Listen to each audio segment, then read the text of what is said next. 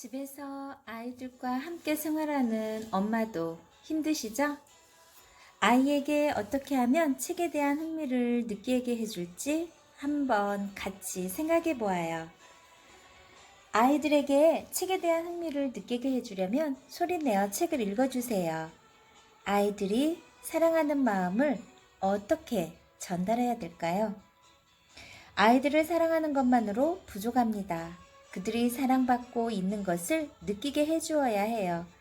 19세기 중반 이탈리아 사제이자 교육자였던 돈 보스코가 한 말입니다.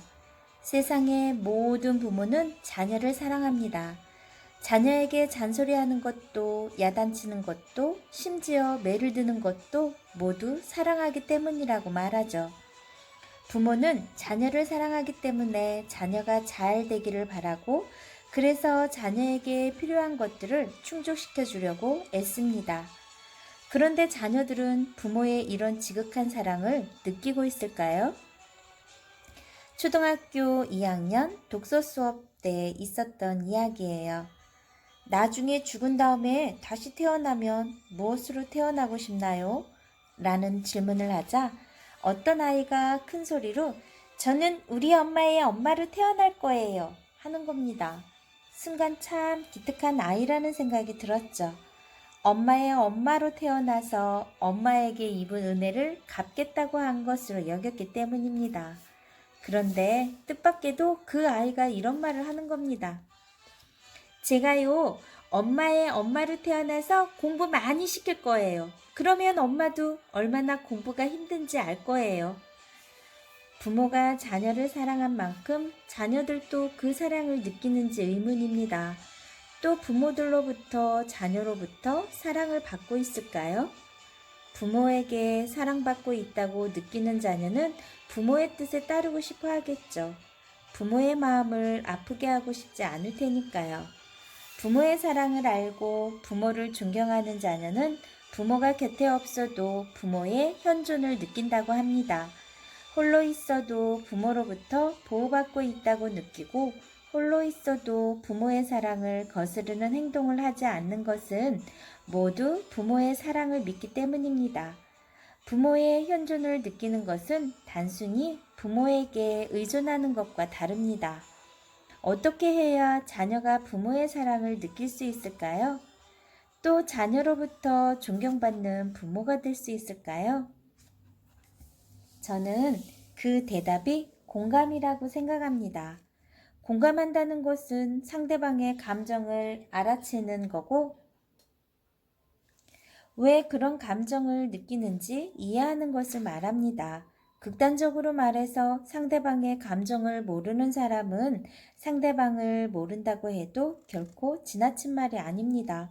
감정은 아주 많은 것들을 포함하고 있기 때문이죠.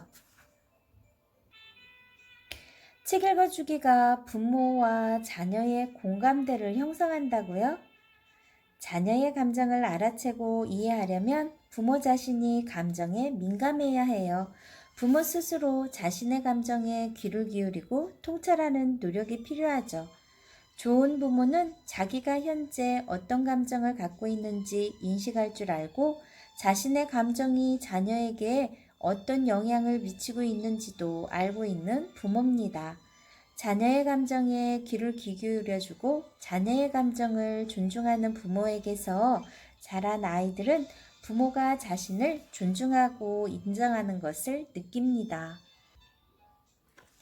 공감은 일상 안에서 부모가 자녀를 대하는 태도와 언어적, 비언어적 표현들을 통해 드러나지만 특히 책 읽어주기는 부모와 자녀의 공감대를 형성하는데 아주 좋은 역할을 합니다.